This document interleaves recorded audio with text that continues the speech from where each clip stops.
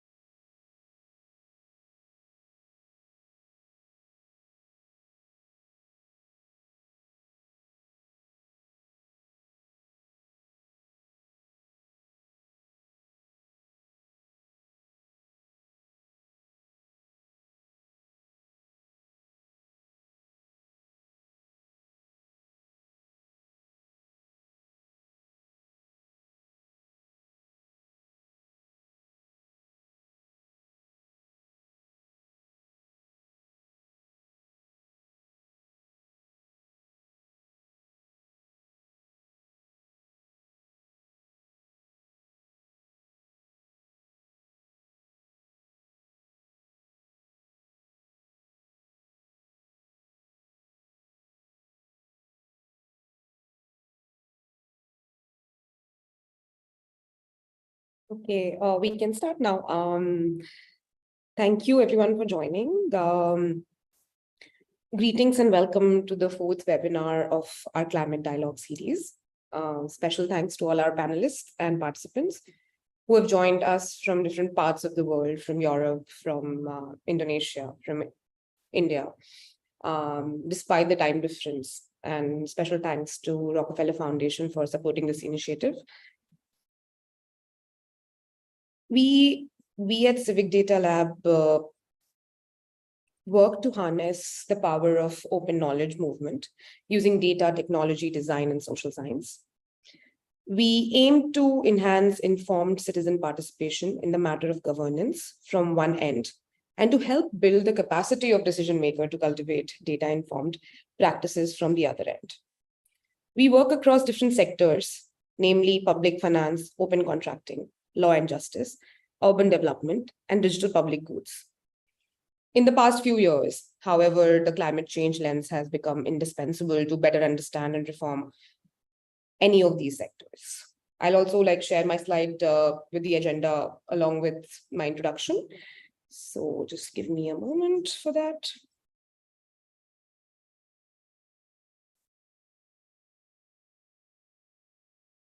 Let me know once my slide is visible.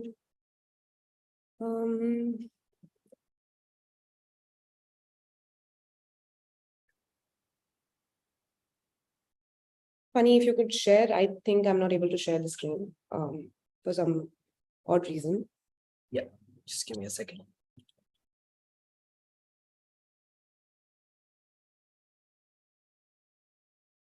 Yeah, so moving ahead.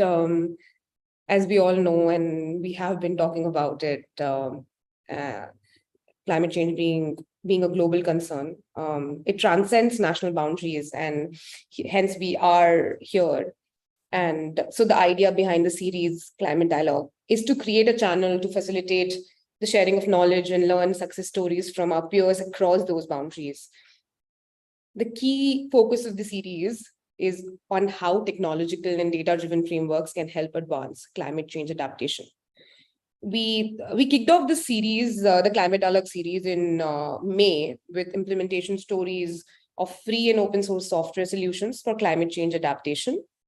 We then also explored topics like public procurement for green solutions and innovative AI and open data for climate action. Today, this fourth webinar of the series is going to focus on global perspectives on data-driven green budgeting. Government, both at national and subnational levels globally, are implementing green budgeting frameworks as a public finance tool to enhance climate change mitigation and adaptation efforts. It also helps mainstream climate change and environmental sustainability goals and targets into institutional arrangements in place to facilitate the implementation of these fiscal policies. In today's webinar, we hope to discuss with our esteemed panelists how green budgeting can be made more robust and actionable. Without a further delay, let me introduce our wonderful panelists. We have with us Ms. Simona Pojar, who is an economic and policy analyst at European Commission's Directorate General for Economic and Financial Affairs. We also have with us Ms. Ferike Indah Arika, who is a policy analyst in the Fiscal Policy Agency, Ministry of Finance of the Republic of Indonesia. We then have with us Dr. Shally Kedia, who is a senior fellow and associate director with the Center of Sustainable Development Research and Leadership at the Energy and Resource Institute, New Delhi. Along with her, we have the co-presenter, Ms. Palak Khanna, who is a researcher with TERI. And last but not the least, we have with us our concluding remarks speaker, Ms. Margot Lelong, who is a French senior civil servant and policy analyst at the OECD. We'll talk more about the background of our panelists as we move ahead. But before that, before we begin with our first panelists, I would like to acknowledge that we at CDL at least always aim for a balanced and diverse panel. However, we are thrilled about the positive imbalance today, a fantastic all-women panel. We are confident that this will bring a wealth of perspective to our discussion on data-driven green budgeting. Just a small announcement. Please use the chat for your questions, and my colleague would share the housekeeping announcements on the chat. This is a safe and inclusive space, and I would request all of you to maintain a professional code of conduct. Before we request Simona to speak, I would also like to express our excitement to have this webinar on global perspectives on data-driven green budgeting, as it resounds well with the green budgeting exercise we did with Government of Assam. So I would briefly talk about our engagement and why this topic thrills us and why we are so involved and in this topic. So we have been working with Government of Assam for the past few years, but specifically last year, it started as a recommendation, and now this year we have finally been able to publish the green budget statement. It started with analyzing and understanding the action plan on climate change, the state-specific action plan on climate change. As we proceeded, we identified vulnerable sectors, and based on that, we identified different departments in this pilot phase, the first year of green budgeting exercise that we did with Assam. And as we have already published the green budgeting statement, we are also constantly involved with the department on looking at how this can be taken forward and helping and supporting the department with monitoring and evaluation efforts. Next slide, please. So just giving you a little timeline from when we made the recommendation in the previous financial year to how it got implemented. I think February last year, 2022, is when we gave the recommendation to Government of Assam. Then following which our recommendation was accepted, and it followed public consultation, which happened in November 2022, followed by stakeholder discussion the following month. Then we had workshops on green budgeting for line departments organized by Finance Department which was supported by us. And finally, in March 2023, we were able to support Assam in publishing their first green budget statement for the financial year 23-24. And then there are opportunities. We all realize that there are several opportunities that is arising from green budgeting, and some of them being policy coherence. It can also help us leverage private investment, participation from different sectors, of course, enhance environmental sustainability, and also improve ESG ranking. And this is like the glimpse of the Assam Green Budget Statement 23-24.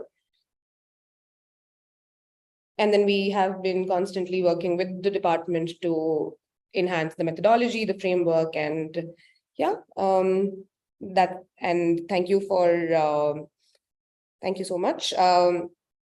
We can, going forward, we wish to support the department in the effort and enhance the efforts. Also, one of the reasons why having this webinar is important is, I think, understanding and learning from different parts of the world and the challenges that has come with the implementation of green budgeting practices is only going to help us redefine and restructure or better the framework that we are using here. So without delaying further, I am delighted to invite our first speaker, Ms. Simona, to kick off our discussion. Simona, for about 8 years, had been conducting country-specific economic and fiscal analysis. In 2021, she joined the unit responsible for national fiscal frameworks and institutions, where she has been working mainly on the green budgeting file. We look forward to hearing from her today more about the landscape of green budgeting in Europe and how we can utilize data to make it more robust and actionable. Over to you, Simona. Thank you.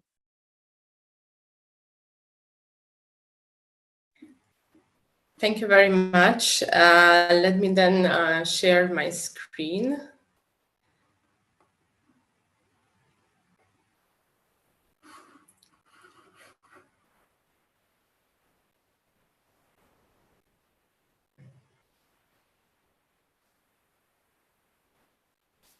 So now it should work in full screen mode, right?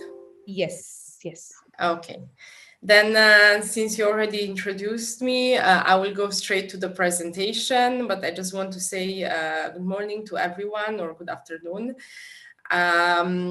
So I'll start today by just giving you a bit of the context on green budgeting in Europe. Then I'll talk a bit about the green budgeting reference framework we developed, a view of the practices that we've seen in the EU before going to the subject of today's discussion, how to make data useful.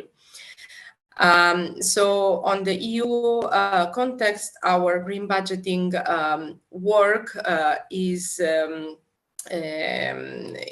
part of the European Green Deal, which states that a greater use of green budgeting tools will help to redirect public investment, consumption, and taxation to green priorities and away from harmful subsidies. And based on this commitment, we have started working with member states to develop such practices, and we are in contact with them on constant basis. What we have achieved so far, we have developed a green budgeting reference framework. I'll talk a bit more about this. And this is the basis of ongoing technical support that we provide to the EU member states. We are conducting analytical work, and we have collaborated with OECD and IMF, with Margot, who's also present here, on developing some common principles for green budgeting. We also have annual green budgeting conferences, and we continue to exchange with member states best practices. Every 2 years, we conduct a green budgeting survey, which feeds into a public database, and all this is public on our green budgeting website. Now, on the green budgeting reference framework, The purpose is to support member states who would like to develop green budgeting practices, but also for us, for the Commission, to provide a reference to monitor such practices across the EU. Main features, the framework builds on existing good practices of public financial management. It's flexible across countries, so it should be adaptable to each budgetary framework in each member state. But we hope that having such a common reference may foster some consistency of practices across the EU. And I just want to mention that the framework is not necessarily only for the EU member states, but just to give you an example of our work, we have been in contact with counterparts from the South Korean Ministry of Finance and Deloitte Korea, and they have developed their green budgeting reference framework based on the EU green budgeting reference framework. So you can see it would be applicable to other countries as well outside the EU. The framework has 5 key elements. The first one is the coverage, meaning what elements to include in our analysis on which environmental objectives to look at, budgetary items, and general government. Then the second element is the methodology, meaning how to assess the contribution of the budgetary policies to the green goals. Deliverables refers to where, how, and to whom all the green information should be presented. Governance sets the responsibilities of the various stakeholders involved, the timeline, and so on. And then the last, transparency and accountability, mainly it's an element that should try to avoid greenwashing during the process. Now, on the practices across the EU, this is a snapshot of from our last survey conducted this year, which shows that almost 2/3 of member states practice some green budgeting tools or are currently developing such practices. And you can see that some of them perform budget tagging, but some of them also environmental impact assessments or evaluations. We have also seen that countries use also other tools to green their public finances. An increasing number of countries, they issue green or sustainable bonds, or they incorporate green components to performance budgeting, spending reviews, or regulatory impact assessments. Now, on the main subject of today, how to make all this data useful, first of all, how the data from the survey can be used.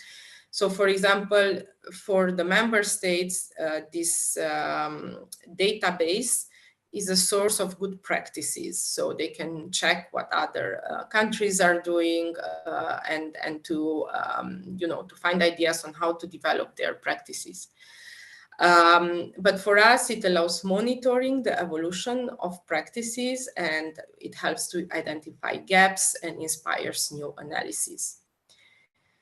But I think the main point is how to use the data, the green budgeting information, be it the results of the green budget tagging or impact assessment, environmental impact assessments, in order to influence policy making and overall budget decision making process. And for this, we think that the green budgeting should be embedded into the budget process.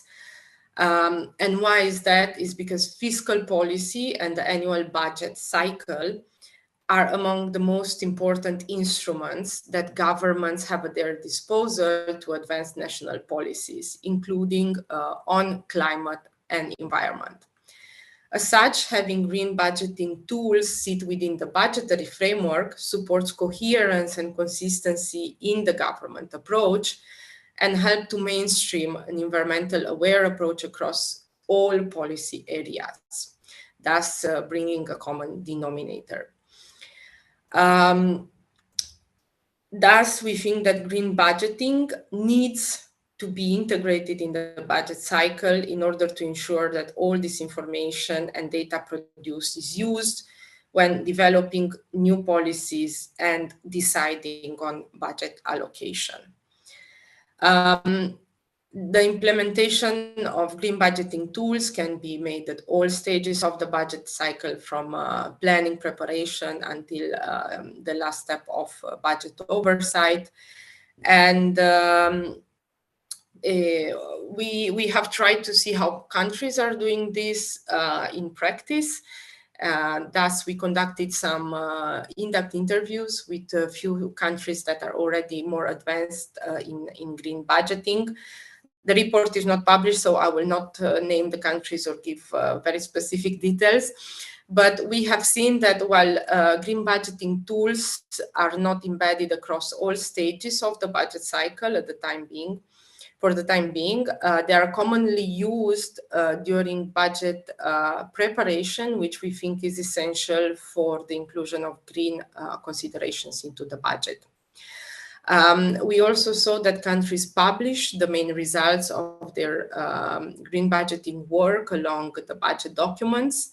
Thus, they make them available both to the parliament for the decision making and to the public for transparency.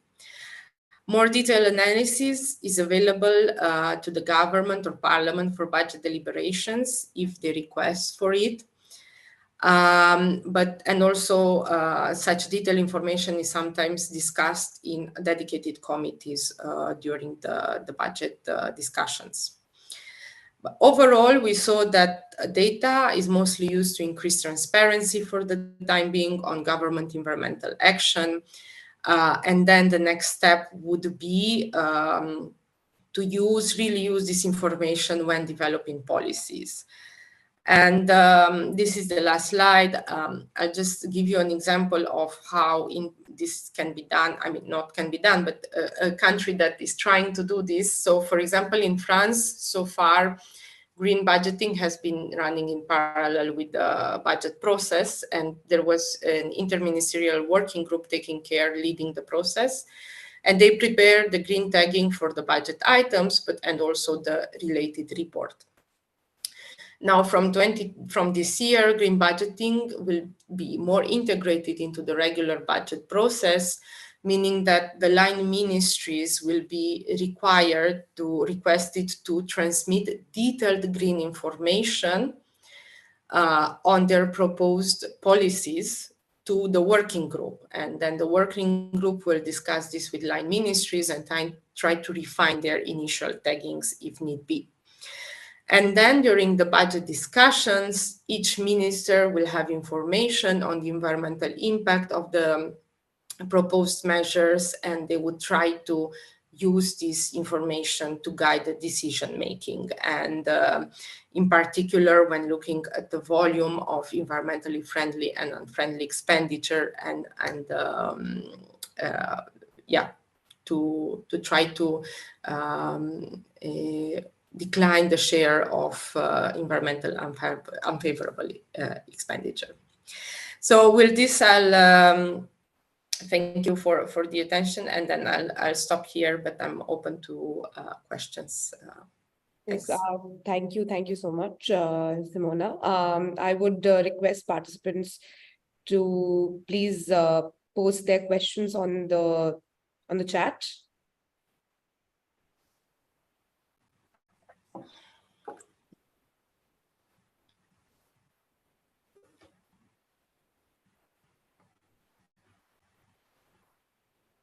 Okay, so one of the question is with respect to, I think we have talked about performance budget, and I think there is something that we wanted to also explore in terms of, is EU also looking at performance-linked disbursement when it comes to, say, green budgeting exercises? How is it then linking and taking it forward? How is it making it more actionable in terms of, is the performance across different schemes in terms of whether it is environmentally sustainable or not? Is it helping the state decide how the disbursements would happen? Simona? So just let me, so I will not, so for the time being, there are few countries that are introducing green elements into their already existing performance budgeting practice. If I'm not mistaken, I know this is Ireland that tries to do, then also Sweden. But for example, in the case of Greece, that they are now developing their performance budgeting, they try to do it in parallel, I mean, with green elements from the beginning. So to try to do them at the same time, to interconnect the two processes. But we don't see so far a systematic approach to this. Okay. So they have some, also Denmark, for example, they have some green elements that they look at, but they don't look systematically as part of the performance budgeting approach. Okay. Interesting. And there's another question around what are some innovative financing mechanisms? I think you have talked briefly about it, but like maybe I think the participant is asking maybe to talk a little bit in detail about what are some innovative financing mechanisms by various governments in the EU that they're using to finance the green activities. So, for example, the most common one is the issuance of green or sustainable bonds. Sustainable bonds includes also social aspects.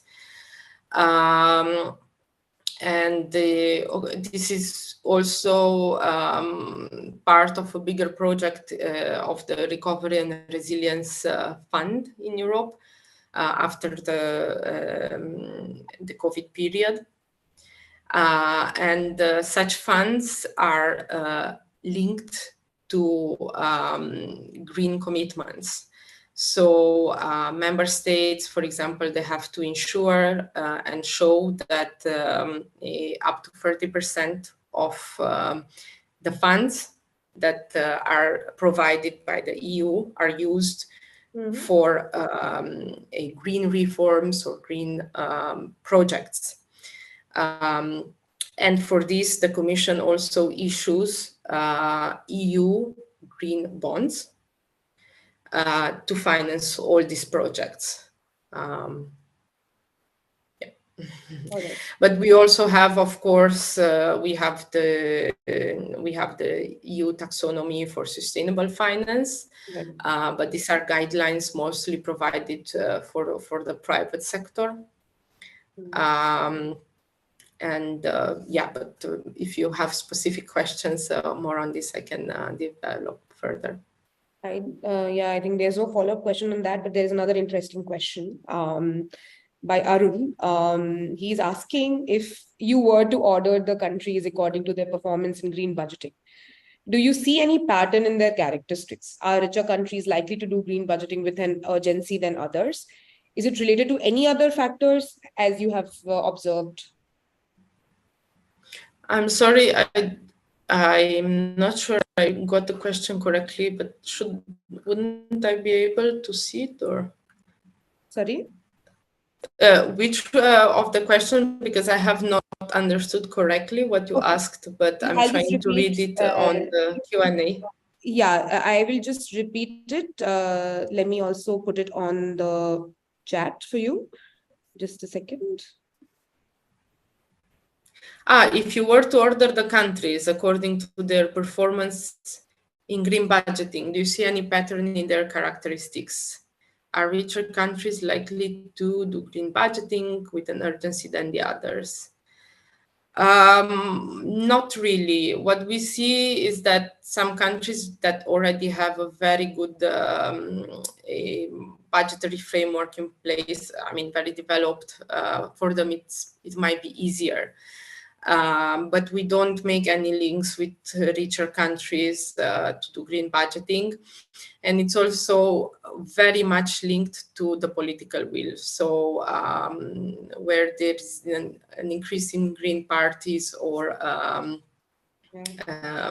where countries have higher targets in terms of reaching climate goals, because these are not common across all countries, then we see more willingness to perform green budgeting. Also, in the recovery and resilience plans and linked to the recovery and resilience facility, some countries included in their milestones and targets to implement green budgeting. And this also refers to poorer countries, just to show the intention that they would like to be more committed in this aspect. So, yeah. I think like one of the countries that I'm a little more aware of, Germany having like a strong the environmental party. I think is Germany. Of course, France has been doing green budgeting for some time now. But as you are saying that there is a huge role of politics in here. Like Germany and France becomes those countries where there are active green parties that are functioning amongst other countries. So.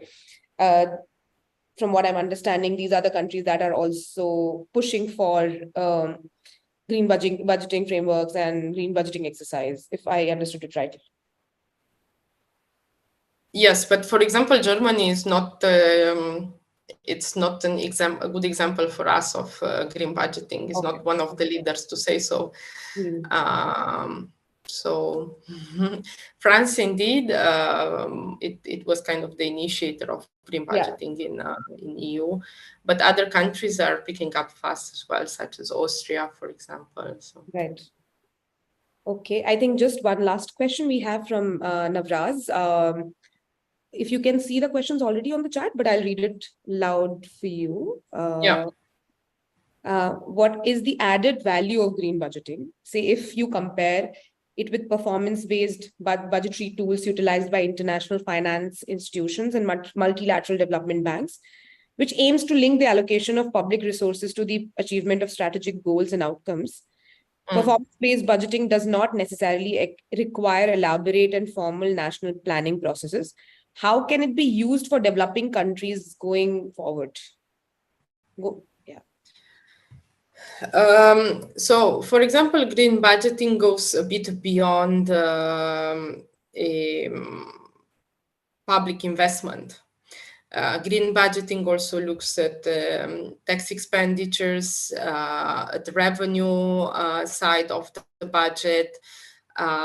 So, as I said, it provides an overall view of the entire government policies and actions. So it's not only aimed for new projects.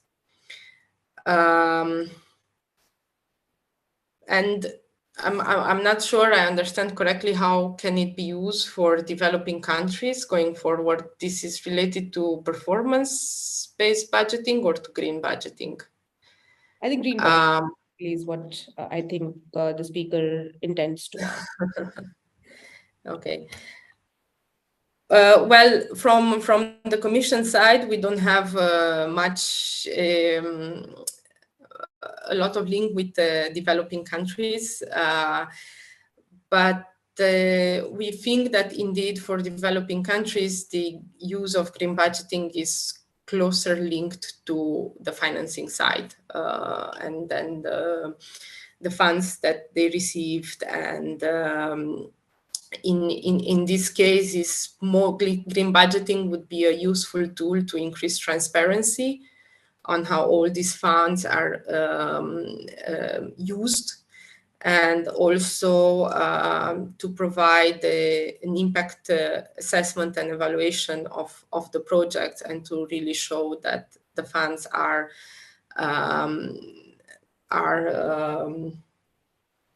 fulfilling the expectations.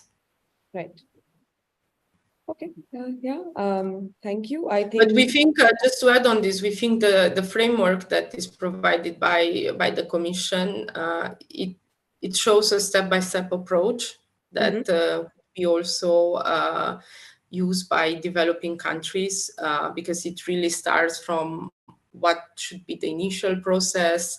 And then even though the budgetary framework is not yet very, very well developed, we think that, step by step, it could be done. So. Yeah, okay. Yeah, I mean, that makes sense. But yeah, I think that was the last question from the audience. We also have like a common question in the end if there are more questions and audience wants to ask more questions. I think that would be in the end. So for now, we can move to the next panelist. Thank you so much, Simona. Very, very insightful. So next we have with us Ms. Verike. She focuses on climate-related fiscal policy issues as climate budget tagging, carbon pricing, green sukuk, and fiscal instruments for green sectors.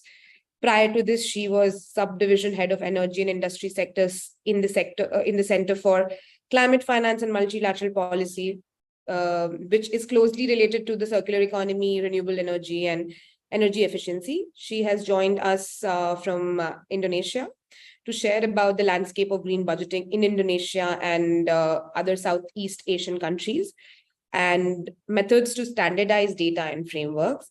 Over to you, Verike. Thank you. For the introduction. Good afternoon, Ms. Sally, Ms. Mona, Ms. Margok, and also all colleagues.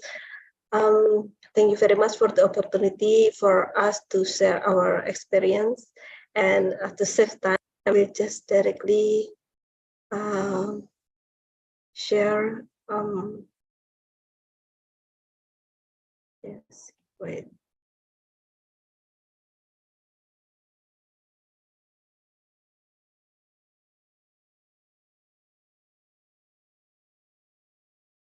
Sorry, wait a little bit. It's in the bottom, I think, if you can, yeah, okay, now we are. Yeah, perfect. We can see the screen.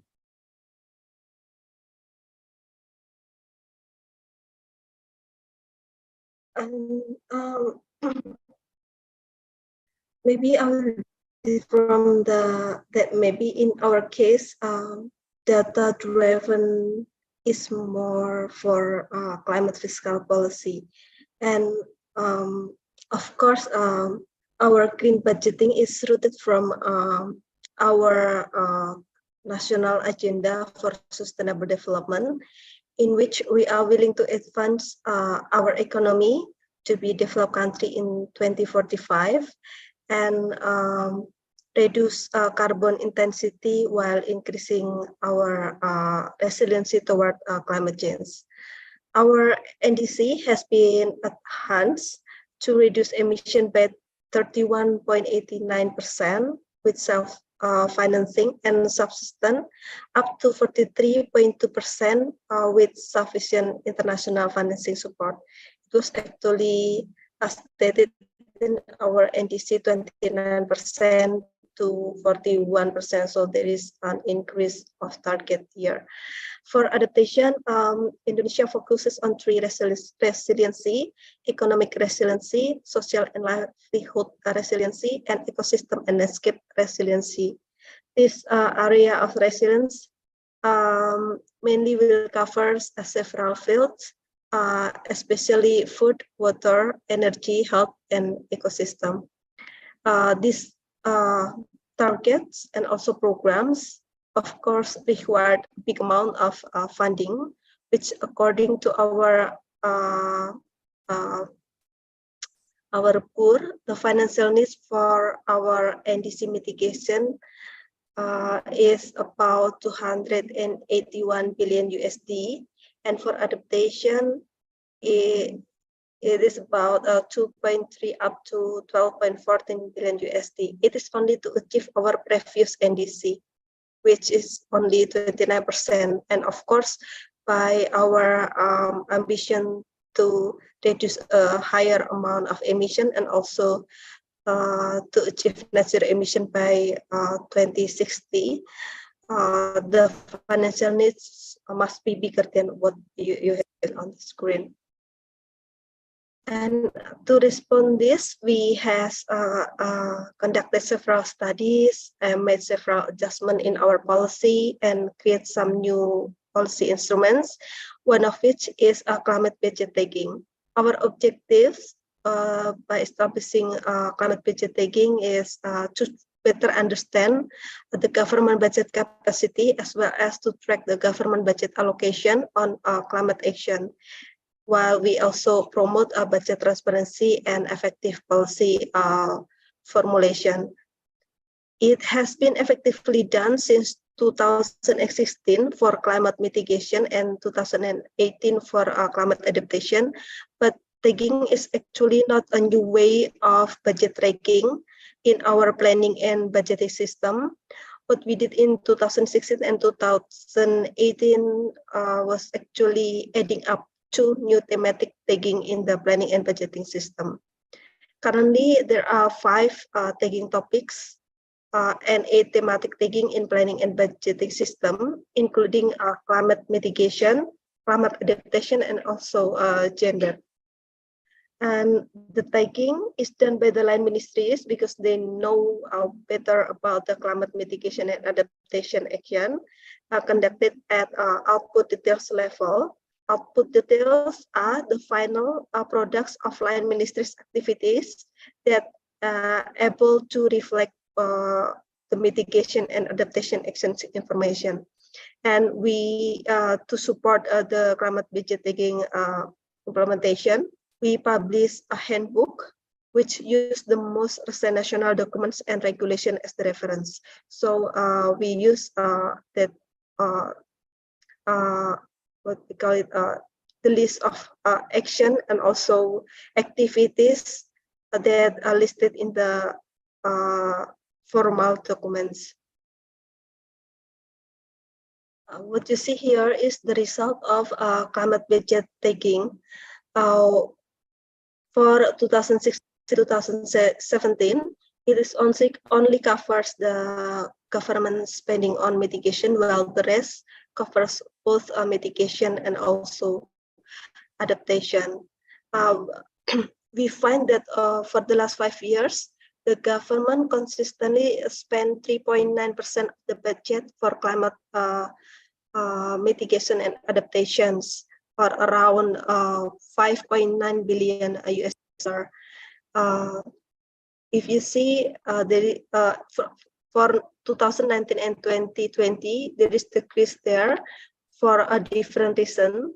2019 is affected by a project that previously requires a lot of fundings has already finished, and there is no new project that requires as big as the previous projects. That's why there is decline there. In 2020, it is affected by COVID. I think several countries also experienced the same. But in 2021, the economy were entering recovery phase. That's why there is an increase also in budget for climate before it declined again in 2022. Behind the growth in 2021, the share of the mitigation budget fell to 11%, whereas mitigation budget had been the larger portion of the total climate change budget since 2018. It is actually in line with the policy direction to strengthen climate resiliency, to improve water security, health, food security, and coastal and marine ecosystem. That's why there is a shift of policy here that you can see. And in addition to this, there is a shift also policy direction of one of our ministry, which has a significant budget amount for climate mitigation. That is Ministry of Energy and Minerals, that previously not only focus on regulation, but also to build the infrastructure, but now only focusing on regulation and also providing enabling environment for investment. That's why the mitigation allocation is decreased since 2021. The state budget has so far spent 39.3 billion US dollar, consists of 22.9 billion for mitigation, 14.8 billion for adaptation, and 1.3 billion for co-benefit activities. From here, if we compare to the financing needs for adaptation, maybe it's quite close with the financing needs, but for mitigation, it's still very far from the needs. So there is a big financing gap here. The spending for mitigation mainly is for energy and transportation, followed by agriculture and also waste management, while for adaptation mostly go to the water management, energy, health, and also for disaster management. The finding indicate that we need to optimize our budget allocation and mobilize funds from other resources. That's why besides budget allocation for line ministries and agency, we allocate also spending for taxation to promote green investment. We also utilize fiscal transfer to increase subnational government role to tackle climate change. And by using the climate budgeting data, we formulate Sukuk framework in 2018 that now has been renewed and updated to become SDGs Government Securities Framework as the basis to issues not only a green Sukuk but also SDGs bond and also blue bond to elevate the budget financing capacity. We are now preparing the implementation of carbon tax and carbon trading to take advantage of the market power to shift the economy to be more sustainable. And we also have established new financing vehicles. Well, actually, we already have public-private financing scheme, blended finance mechanism for infrastructure, but it is only for national priority projects. That's why to widen the coverage, we established SDGs Indonesia 1, which focus on providing financing for SDGs-related projects. And we also established Indonesia Environmental Fund, or BPDLH, to channeling fund for several resources, manage the fund, and distribute the funds to finance or facilitate climate and environmental related projects. So the SDG Indonesia 1 and Indonesia Environmental Funds has a different focus here. And we also very welcome to make a collaboration with international institutions, MDBs, and privates and other countries to contribute in our economic transition. There are already several collaborations made with MDBs, specifically EDB, and also countries to provide facility to early retirement coal power plant. And to sum up, climate change mitigation and adaptation have become part of the Indonesia government development plan as reflected in long-term development plan documents and budgets. Budgeting policies should follow and support the commitment and targets set by the government. And CBT already provides data that benefits policy formulation process. In case of Indonesia, it shows financing gap that leads to various fiscal policy that support climate mitigation and adaptation action plans in technical ministries, as well as increase the role of actors outside the government.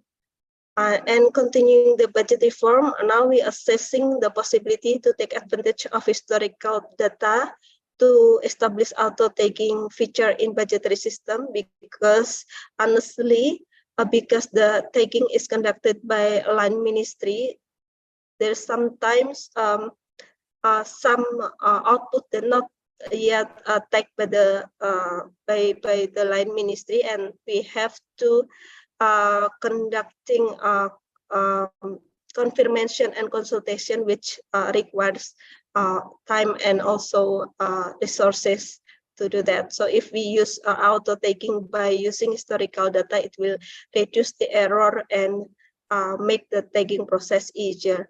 And besides that, we try to connect the tagging data with the performance data so that we can promote performance-based budgeting that maybe some of you already asked for the previous speaker.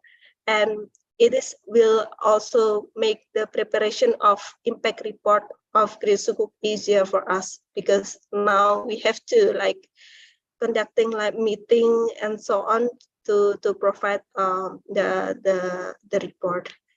And of course, by connecting the data with the performance, we added that it will advance the policy analysis and evaluation with more complete and extensive data. That's all from me. Please let me know if there are some points that unclear or if you have some question. Thank you. Yes, we do have a few questions. I think it was very interesting. I think one of the aspects, correct me if I'm wrong, but I also saw in one of the slides that Indonesia is also trying to work at the intersection of maybe gender and climate. Is that right? They're also trying to like kind of bring together both climate tagging and gender tagging, or so I think there is a question based on that. Let me read it out for you. The question says, climate change affects vulnerable sections of the population the most, based on various socioeconomic factors, women and children, particularly with lives and livelihoods linked to geographical areas most affected by the effects of climate change. Is Indonesia already looking at the gender aspect of climate change when they are performing the gender budgeting exercise? Yes, we have, but not perfect yet. I mean, we already, the gender tagging is actually older than climate budgeting. So when we conducted climate budgeting, it's actually make the data more better. When we look at the two tagging, we can see what's climate that gender related. But maybe, to be honest, maybe only several ministries that try to use the data to make their policy more effective, not only focusing on maybe reduce emission, but also to increase the resiliency of some vulnerable population. But the women ministry is now more active in promoting the gender and climate related action, and working together with my team so that the policy made by the technical ministry is more effective, with several objectives that can be achieved together. Yeah, that I think even as countries are moving in that direction, I think at this moment, even from in India, we are not trying to bring these aspects together. But I think even if Indonesia is trying, and even if it is not structured yet, I think this is still a step forward and to integrate and bring these different aspects of vulnerability together. So I think it's quite commendable. We also have one more question. It says Indonesia is prone to many natural disasters. Is green budget being used as a tool to build resilience and improve disaster risk reduction? Yeah, yes, we are very vulnerable to natural disasters years by years. The hydrometeorological disaster increase because of climate change. We know that the disaster maybe not happen every day, but once it happens and has big impact, and it will become a big risk to our fiscal and of course for livelihood. That's why I forget what year, maybe 2021, we tried to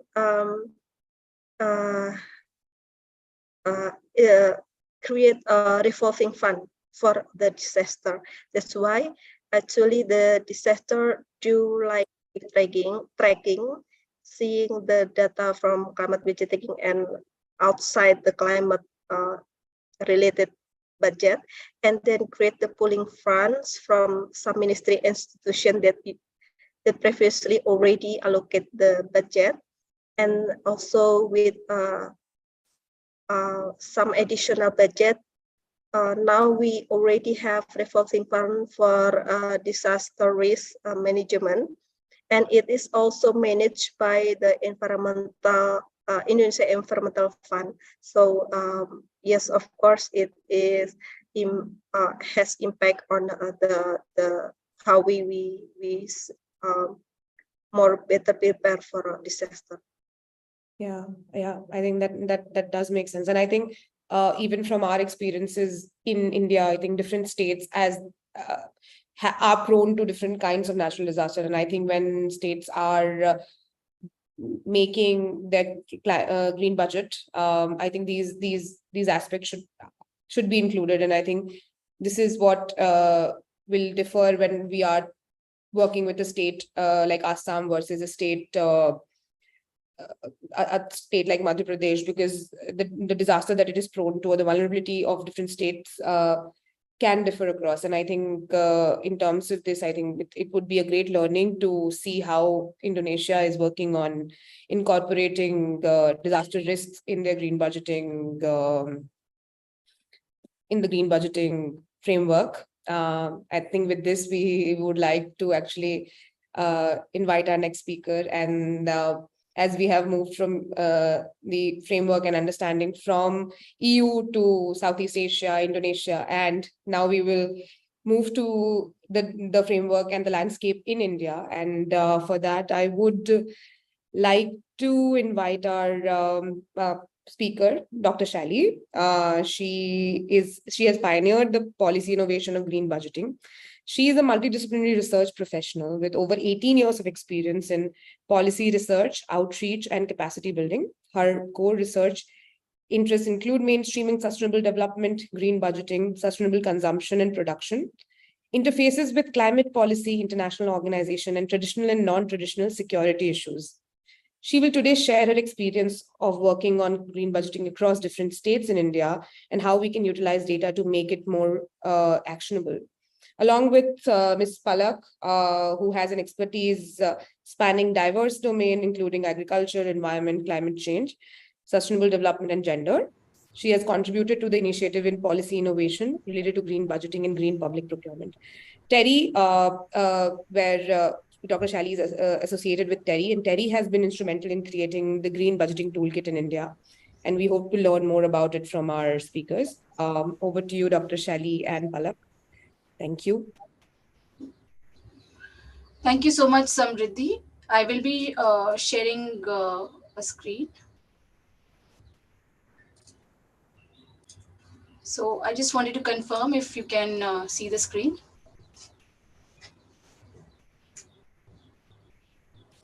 It's visible, yeah. Okay, thank you so much for the confirmation. And again, thanks to the organizers. So we will be sharing our experience from TERI on green budgeting. And the structure of the presentation is as follows. First, we will look at green budgeting basics, green budgeting process, example of Bihar and Puducherry. And then the sort of next steps as to what could be done in India. Also wanted to point out to a resource, and Samriddhi has already mentioned it, that we have a green budgeting portal, and wherein one can access a toolkit as well. And it also has resources on the green budgeting practices in India, which has largely been at the sub-national level, state level. And I just wanted to start by saying that at TERI, we started the engagement on green budgeting way back in 2011, wherein we tried to develop a framework. And at that time, the framework was largely based on the gender budgeting process. And as was also pointed out by the previous speaker, that the gender tagging, gender budgeting process is much more older. And so, for example, in India, child budgeting is also another issue-based budgeting process, which is there. So in terms of just basic, why green budgeting is important, when we talk about public finance, we know that public spending and even the process of revenue raising can have huge implications or impact on the environment, both beneficial as well as detrimental. Finance department, that being like, an agency which interacts with all different departments, is a key connecting agency, and which can also promote a whole of the government approach that is needed for environmental sustainability, considering that there are so many cross-cutting issues when it comes to environment and climate change. And also green budgeting is a tool that can contribute to institutionalization and integration of environment and promote a more system-wide approach. For example, in India, when we talk about India, we talk about climate planning also. Normally, it is through the state action at the subnational level, it is through the state action plan on climate change. And many of the state action plan on climate change have not even been updated for, let's say, as long as 10 years. And budgeting is a more regular and annual process. So at least considering environment and climate during that process is very important. As far as the 6 pillars of green budgeting, we think it is important for mainstreaming, of course, resource allocation for environment and climate action related activities, planning and coordination, and innovations within existing schemes as well as new innovations. Of course, to also promote transparency and accountability, and this has been pointed out by the previous speakers in this session. And eventually also evaluation and monitoring, and to give the correct signals to all actors within the landscape, whether it is other policy actors, whether it is market actors, or whether it is civil society. So, so climate budgeting, for example, in India, there are other issue-based budgeting processes, even at the national level. For example, Statement 13 is on gender budgeting of the union budget, and Statement 12 of the union budget is on child budgeting. So far at the national level, we do not have any green budgeting dedicated statement on green budgeting. However, state governments have taken initiatives. So Bihar, Puducherry, Assam have prepared green budgets, and many other states have opted to prepare climate budgets. And whether it is green budget or climate budget, of course, we advocate for green budgeting because we see that it is more broader than climate budgeting. It is also an opportunity to put into place SDG linked process. And coming back to the theme of this session, when we bring in the SDGs, a lot of data related aspects also come in. So what is green budgeting? The working definition of green budgeting which we took was that every year government agencies, whether they're departments, directorates, board, councils, commissions, contribute to preparing a green budget to specify schemes which involve environmental sustainability components and estimate the quantity or quantum of public expenditure that pertain to environmental sustainability. And of course, right for now, it is more about expenditure side of a budget, not so much revenue side. It is scheme based or budget line based. And it is not netting of budgeting, it's gross budgeting. And the important objective at this stage is to get all departments and line departments or line actors to engage with the topic of environmental sustainability. And often, when we work with stakeholders, we also have to clarify that green budget should not be conflated with green accounting or green GDP or carbon budget, which is more like a scientific term related to the atmosphere. It is not also natural resource accounting. Climate budgeting is a subset of green budgeting. And in terms of the process, broadly, what we understand is there is a resource pool, and then departments, there is a certain, there is already committed expenditure, whether it is salaries, pensions, and a huge chunk, in fact, what we see, even if we look at the analysis across budgets, goes into salaries, pensions, and for example, for some states also in power purchase. So, so there is some, there is about 50 or less than 50% often that is meant for schemes. And we do not, in the green budget process, do not incorporate salary components. And the integration really is that, we look at scheme-based budgets other than salary components.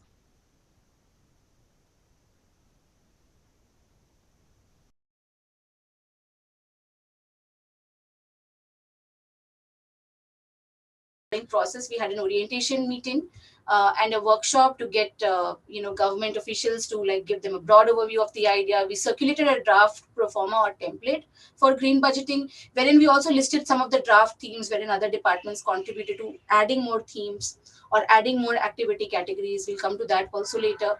And then based on the inputs, we finalized and refined the pro forma. And then we circulated the pro forma for inputs, and then various departments provided the inputs. And then once the inputs were provided, we mapped it, we organized it according to various themes, activities, and SDGs. And the importance of mapping SDGs is that, in the long run, a lot was also discussed about performance. So that in the long run will help in mapping to the performance indicators as well. And final step was collation and inputs of preparation of green budget document. And of course, it is a continuous process. It's an iterative process, improvisation and peer review. So this is just some of the illustrative themes for green budgeting. It ranges from energy to agriculture to agroforestry to water management to biodiversity, as well as coastal issues in coastal states. And some of the activities on green budgeting, whether it's program, regular operation, research study, pre-investment study, clean technology research, even green public procurement. And these are just like some of the environmental SDGs which came out as common themes. And this is just a sample pro forma, wherein, of course, there has to be like, the department name, financial year, the budget code of the unique budget code of that line item or scheme, and the total allocation of the scheme and the green component of the scheme and the justification and theme, activity, and SDG tagging. So this is just like the first initial pro forma which we started with. And this is the layout of the green budget document. And a lot of the green budget exercise that has happened in India is also hyperlinked, in a green budget portal, so that you can find all the resources in one place. But basically, of course, we have the introduction, approach and methodology, some case studies, including some of the states eventually would also like to put in some of the physical performance indicators and financial tabulation, mapping of schemes, as well as then annexures. So coming to the examples of Bihar and Puducherry. So firstly, Bihar became the first state in India to adopt green budgeting and also table it in its legislative assembly. But the only thing was, in case of Bihar, it was more like a post facto kind of analysis. It was not tabled with the budget initially to begin with. But Puducherry became the first federal unit to table the green budget in its legislative assembly this year, along with, for example, youth budget. So in both Bihar and Puducherry, after the initial interaction with various departments, draft pro forma was circulated, which was finalized, as was mentioned. And themes and activities were developed and were also part of the pro forma. And the departments were asked to provide budget head-wise justification in the pro forma. And theme and activities varied for the two states because one is a landlocked state, one is a coastal union territory. And of course, so Puducherry had a stronger coastal component, while Bihar had a stronger component related to land use, forest, and biodiversity. So just to say that from 2020 to 21 to 2023 to 24, the green budget, at least in terms of allocations, it shot up to 74%. And also wanted to acknowledge like our partner in Bihar, which is the Asian Development Research Institute, with whom we developed, we assisted, we provided technical assistance to the government of Bihar. And Bihar has been implementing that for 4 years. Also wanted to say that lately they have also been tracking the expenditure. And the encouraging fact is that the expenditure or fund utilization of green components of schemes is larger than otherwise fund utilization. Also, another good development was the number of schemes or budget lines increased by more than double in case of Bihar. So that means that more and more environmental components were integrated into existing schemes or line items. Puducherry is like a new kid on the block. But the thing with Puducherry was they did a baseline study for the previous financial year, 2022 and 23. So as was also mentioned by the previous speakers, the methodology differs, while largely the methodology remains same. The only difference in case of Puducherry was they also decided to do a baseline. So 2022-23 was baseline, and then the actual budgeting which they consciously did was in this current financial year. And of course, one saw that there was a massive jump of 153% in case of Puducherry, and there were more stronger environmental components in themes. For example, even Public Works Department had introduced more environmental themes. So in terms of theme mapping, of course, largely a lot of the themes related to climate mitigation also sustainable consumption, production, green technology, pollution abatement, and then followed by climate adaptation and so on and so forth. In terms of activity mapping, of course, considering that, state have a lot of mandates, according to the Constitution of India, to implement on the ground. So much of the activities pertained to program and scheme implementation, followed by infrastructure and technology, followed by regular operation and maintenance, and then of course policy, action, regulation, and information, education, communication, awareness. So what we did feel that there is more scope, and in recent deliberations with state governments, we felt that even, for example, states are looking at integrating green public procurement in to use green budgeting as a means to incentivize also green public procurement. So a lot of other policy innovations are actually linked to this particular policy innovation. So this is just to show the SDG mapping of Puducherry according to various departments. And just in terms of reflections, what we feel is that this whole aspect of scheme-based budgeting should continue, and it is a bottom-up data-driven process with inputs coming from departments. And but in the long run, it can be actually linked to SDGs, and that's why we are already in the framework stage itself, we are basically encouraging states to tag SDGs, because eventually all the states, or even at the district level, they will have SDG indicator framework. A lot of the states already do, and they will be monitoring that in a more disaggregated way, all the SDG indicators. And what we feel is that still green budgeting is very nascent in India, and it is an initial stage wherein green budgeting can be seen as a tool more so for self-assessment, self-reflection. But then subsequently, green budgeting needs to evolve to lead to innovations, not just within existing schemes, but also to design of new schemes. And SDG tagging can be linked to the state indicator frameworks and outcomes, and can be monitored accordingly, and performance, etc., can be monitored. And green schemes can be incentivized through green budgeting and based on their utilization. But also I just wanted to add that green budgeting has also been pointed by the previous speaker. It also points to the gaps in financing. And so that financing can then be mobilized from other external sources, including international climate finance. What we felt is that in this whole process, institutionalization and ownership is key, and wherein ownership we mean by the finance department. And of course, the line ministry such as the environment department comes in. For example, in Puducherry, a lot of the technical facilitation was actually done by the Puducherry Climate Change Cell, which is based in the environment department. And an independent peer review mechanism can also be set up. So thank you so much. Palak, if you wanted to add something. Yeah, so Dr. Shelly has covered everything, but I think it's a process of cohesion and department support that brings out green budget in a comprehensive way. So I think department collaboration is also a key component in bringing out the green budget.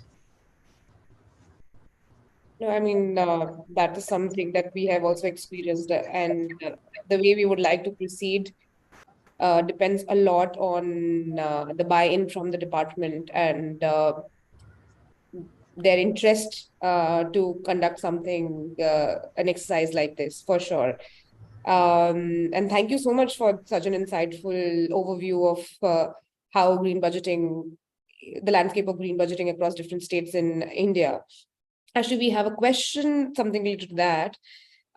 So as there are 5, Meghalaya, Assam, Bihar, Odisha, and Puducherry, out of the 5 subnational body states, union territories that do green budgeting and climate budgeting, there is some overlap in methodologies, of course, but they also differ in many ways due to varied state capacities, priorities, and finances, and plus also the parties involved in the exercise.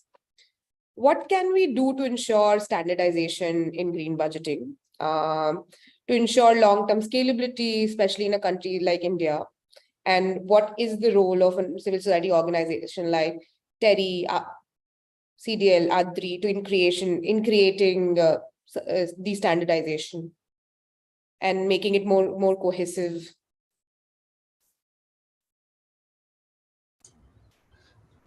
Yeah. So yeah, so on this question, in fact, this is a question we get faced with a lot. We feel that it is initial stages, so it's okay to have more methodologies and more diversities. What we feel is that largely the green budgeting process across the three states are similar to some extent, but of course there are some important differentiating items as well. But I think it is a stage where I think all types of methodologies should be encouraged. The second thing is on climate tagging, the themes differ, kind of. So that is a little bit based on a different framework. And of course, it is the state's choice. So the question then, often we are faced with whether we should do climate budgeting or green budgeting. And then we also get the answer in that often, like, some states say that no, a lot of the climate, we can't only do climate action because a lot of the environment departments have to do other environmental related, focus areas as well. And climate should be treated as a subset of, climate budgeting should be treated as a subset of green budgeting. And to some extent, we at least, as an institute feel that deserves merit. And of course, in terms of tagging, both types of tagging can be done. Also, like, there are sensitivities when it comes to green budgeting and climate budgeting at times, because some states say that, climate budgeting, firstly, we need to have the framework of climate finance ready before we go into like climate budgeting. Climate tagging can no doubt be sort of done, but considering that at the international level, we don't even have a uniform or, uniformly accepted definition on climate finance. So, in that sense, so there are these kind of issues also. So in terms of standardization, we feel that firstly, there is no standardization even amongst the budget. If you look at the budget structures across different states, they themselves differ. So the thing is that, yes, quite apart from a basic framework, which was also highlighted by Simona, we can provide a basic framework, but I think we need to give flexibility to states, at least when it comes to India. Of course, at that particular federal unit, it can be standardized over time. But we feel that, like, at the moment, even budgets are not standardized, let alone like green budget being standardized. So, and there is a lot of diversity. So I think, the important thing is to just go with it, even if it's not a perfect framework. Sometimes you say that, it may be a pilot stage. You'll improvise over the time, but start it. Start that whole thinking amongst departments, should be the starting point. Yeah, I do agree with Dr. Shelly. That's before the standardization. I think there should be hit and trial methods on the existing methodology to understand its shortcomings and improve and build on it. And before that, the comprehensive knowledge on the green budget and its terms relatively are, not yet clear in the minds of our stakeholder. So the awareness building becomes very crucial also before starting a process at such level.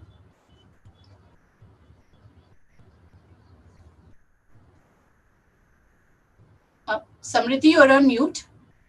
Yeah, so I think definitely the different kinds of vulnerability that each states they face, the priorities, when even if we talk about the state climate action plan, they differ. So I think it then kind of translates into how the priorities or structuring of green budgeting would also differ across different states.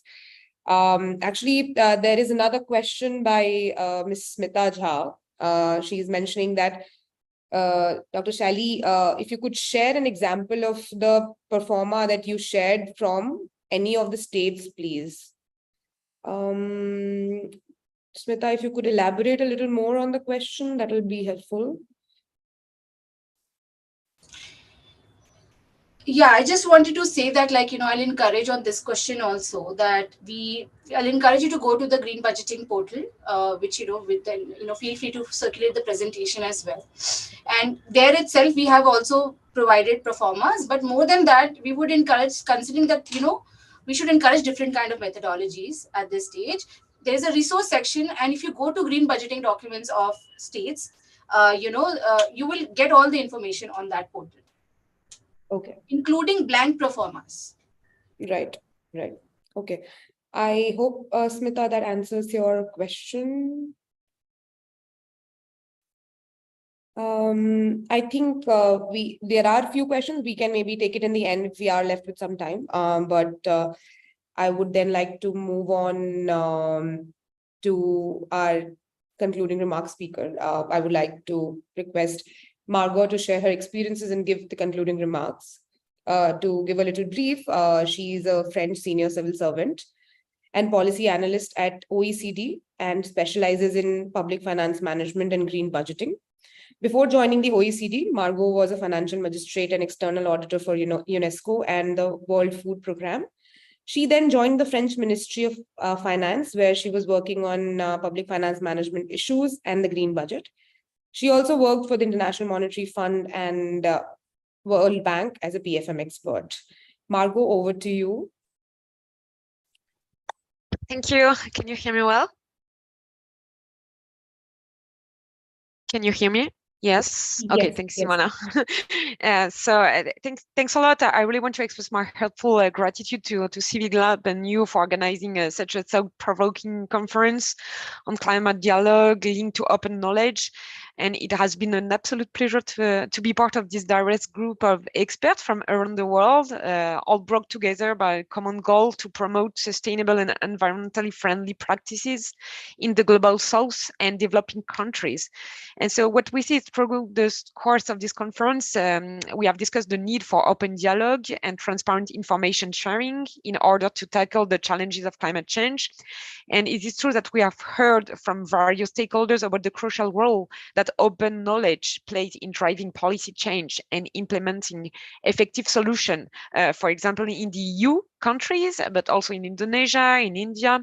And it is true that in the OECD countries in 2022, we have 2/3 of countries that had implemented green budgeting mechanism, and compared to 14 last year.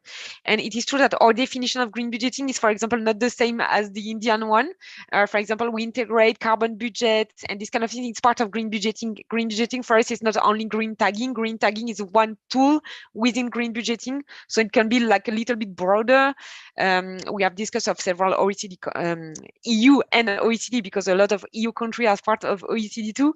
But experiences, for example, Ireland is well developed, UK also, France, Denmark, but they have like several tools and different ones, and all are interesting. But it is true that to start, it's good to sometimes start with the tagging at the beginning, and also the tagging can be more elaborated after the year. For example, in Ireland, it's less elaborated. You have like some tagging of programs of green. Now they are including also the negative expenditures, but it is true that in France, it's not the same. In France, you have like all expenditures, revenue tagged with positive, negative, and neutral expenditure.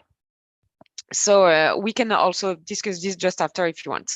As we all know, like climate change is really the global issue with a big D that requires a collective effort from governments at a national and subnational levels, businesses also, and citizens. And the open knowledge and transparency are really vital in fostering accountability and promoting better decision making at all levels. This is especially relevant for public financial management, as governments have the responsibility to ensure that public funds are being used in an environmentally and climate responsible manner. And it is true that as a former member of a supreme audit institution, I understand perfectly the need of data and of transparency. And also after I was the head of office in the Ministry of Finance in France, and so where I have implemented the green budget and the tagging. And so I have like personally witnessed the impact that sustainable budgeting and green public financial management policies can have.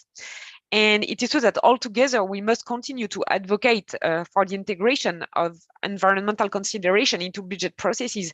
And I'm really like, I demonstrate for the budget negotiation phase. Simona knows me well on this because I think it's really important to integrate green in the budget negotiation, because within the Ministry of Finance perspective, for example, when you go to negotiate with your line ministries, it is so important to have something based on climate and on several objectives. Like, for example, the EU taxonomy is really good because you have 6 different objectives. You have climate mitigation, adaptation, pollution, circular economy, but also you can have like you can add other things like social development, just transition. It can be like also social and gender, for sure, gender.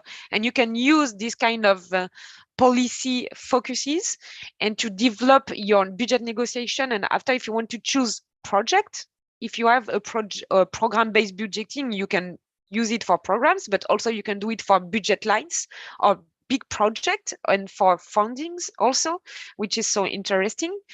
And it will not only have a positive impact on the environment, because it will also lead to more efficient and effective allocation of resources, which is the main point and the most important one. And so thanks again, thank you to Civic Lab for organizing this meaningful conference and bringing together this group of individuals who are like all passionate about addressing climate change through open dialogue and knowledge sharing. And I am confident, but I hope that the idea of an insight shared here will contribute to shaping a more sustainable and resilient future for budgets and for people also. And so I don't want to be too long, but I will be happy also to answer to questions you may have on OECD country practices or framework, but also more precisely on positive and negative also tagging, because we speak a lot about the positive tagging, but I think what is really important it's also to have the negative part, because when you want to make a choice between two projects, if you also have the negative tagging, it's also really good information for the government, for the parliament, for the citizens, for the supreme audit institutions too, and it can also help you to make those choices. You cannot do that without the negative tagging.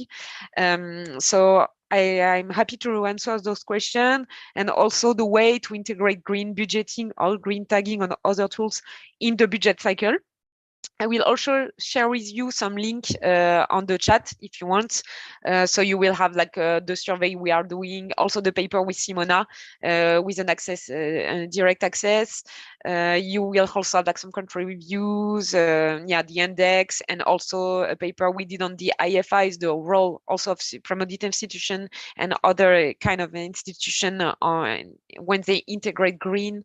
And also I can send to you, because somebody was asking about the methodology on green tagging. It is true that you can inspire from other countries, but it's good also to have something to start with. And so I will send to you also a link with the kind of methodology the OECD developed several years ago, if you are interested. Voilà. Do not hesitate. Yeah, thank you. And you can share it with us also, and then we can also like forward it to all the participants.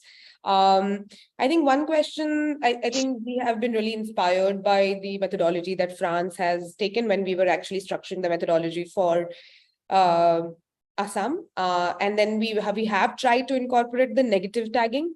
However, since the onus was given to the departments, one of the challenges is that there is underreporting in that regards. And how has, like, from your experience, how has what are the challenges of say the negative tagging, whereas the environmentally degrading for policies or for investments or for certain expenditure, how has that worked out, and what are the challenges related to that? I would really like to know and hear from you on that. Yes, sure. Thank you. And thank you for the question. So it is true that I understand that governments sometimes they do not want to develop negative tagging because they think it will be super complicated to have. They will need to explain why, and if they want to invest in negative project, negative, you understand, a negative impact project, it will be conflictual at the end, etc. But it was not really like this when we have developed it in France, for example. The objective is not only that. For example, the objective is to have first a vision of what is going on in the budget. We know that, for example, France is developing, nuclear energy. We know that nuclear energy can be positive on several objectives. For example, mitigation, adaptation, because it do not emit CO2. But on pollutions, for example, it's super high. It's negative expenditure for sure. But France, the politic in France wants to have, it's the main point, to have nuclear energy. It's really the main energy we want to develop in France. And so in the classification in the budget tagging, we have both. We have like 6 objectives, and we have like positive for this part of mitigation adaptation, negative for the pollution. But we need to justify why we want to do it. And so for transparency and accountability, it's super important to have the negative expenditure. But we can continue to invest like this, but the people will scrutinize more. And so I think this is one point also important.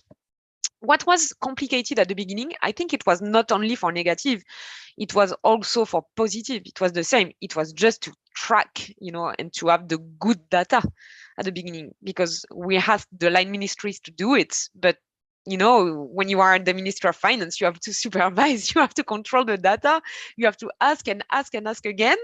And so it was the big challenge, and also for the negative. But I think also what is a challenge, it's also to explain why we do the negative.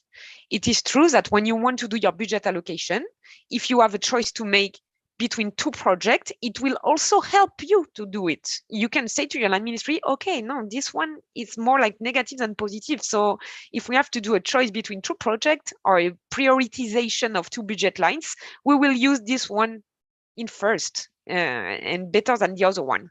And so I think there are challenges, there are political challenges, but if you explain why you are doing it, it will become like lighter and lighter, and it will also help you to make your own prioritization and to do your reallocation also on the stock and on the new measures you want to add also in the budget.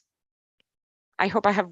Yeah, I think there was another question which I think you already involved with the question. I'll still, however, like to mention, but I think you've already answered it. Arun is asking, how do you keep politics out of the positive and negative tagging? Is it possible that a politically popular scheme is not as environmentally friendly as some other scheme? I mean, you have kind of covered and answered those aspects, but in case if you have anything else to add to this question, yeah. It's not possible to... we need the politics because the politicians are, and the politics more like broadly, they are the head. They are elected. They are the democracy. So the line ministries and the Ministry of Finance should follow what the politics need. But when we build the budget, for example, and the green budget and the green negotiation, etc., there is also a role of the cabinet. But they are not like really in the part of the real process. When we do the budget negotiation, etc., they are not like calling us like, no, do not put that. It's not like this. And so you need them because they also need to promote this. And the political will is super important. And even at the beginning of the process, because you will need a political will to develop this kind of methodologies, budgets, etc. So, and also at the parliament, because at the parliament they will discuss about it, and so you need to have them and to integrate them and to discuss with them during all the budget process, so they can understand also better. Because sometimes they are not like, they are not administrators, so they do not know also how to deal with the budget, and not only on green. Sometimes it's just with budget lines, and so yeah, it's good to have them with you to develop it. That does make sense. I know we are exceeding time, but actually, Professor Shelly, we have one small question for you, and then we will close. So the question is there a blanket ban on adding salary to green budget classification? I would assume that the salary of, say, the Indian Forest Service officers are the cost of protecting Indian forests. What if in hypothetical scenario, a state hires individuals specifically for Department of Climate Change? Can that salary be added? So yeah, that's a good question. In fact, we dealt with it like a lot, in our initial stages as well. But the thing is that, you can identify and clearly delineate only for some salary, some departments. Can't do it for all departments. So just to keep it uniform, there was a consensus that salary components should be left out, at least in the states that we so it's more important to identify the activities and schemes and then accordingly justify those. And I'm all for it that eventually it should not just only be positive expenditure but also tagging negative environmentally negative impacting theme. But of course at this stage one goes by the comfort level of states. So, but yes, it was not possible for all departments, because then it's very hard to delineate specific offices, because some offices have multiple duties. So then that was not possible unless and until there is some sort of a timesheet management system. So I think that would get too complicated at this stage. But I'm not saying that it can't be done, but at this stage, we would rather prioritize, that all departments participate in this process. Yeah, I mean, I think since it's still in a very nascent stage, I think that buy-in is more important than, the complexity can increase over time. And I think that very important that the department don't find it very complicated to engage in the exercise to start with. If I can add something, it was the same in France. We could not integrate all the staff costs. We did it, for example, we took the Ministry of Environment staff cost. We took that positive because, it was easier to do the first year. Now we are doing things more granular, but it was the same. And also for state-owned enterprise or state operators, etc. I think you did the same. And it's always a little bit complicated to do the staff cost at the beginning. So, yeah. And I think, Ferike, I think the experience of Indonesia would have been also the same in terms of actually how it has moved in terms of buy-in from different departments. And of course, the different countries are at different stages of how complex or not complex green budgeting exercise is. But then I think we all have the space and scope to learn from each other's experiences.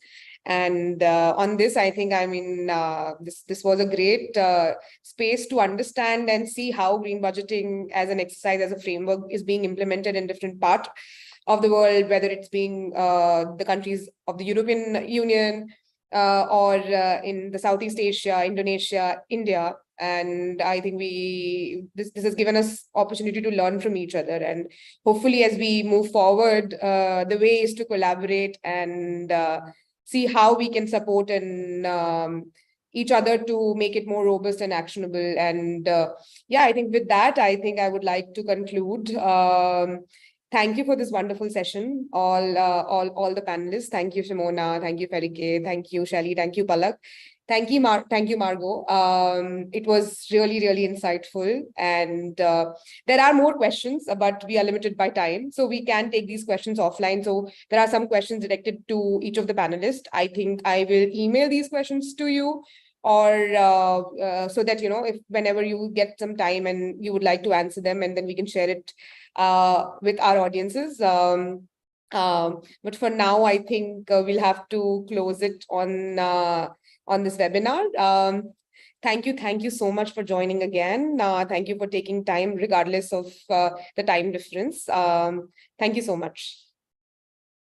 Thank you for the organization again, and thank you to all for your questions. Thank you. Thank you very much as well for the invitation. It was a great pleasure to hear different perspectives. Yeah, great meeting all of you. Thanks a lot.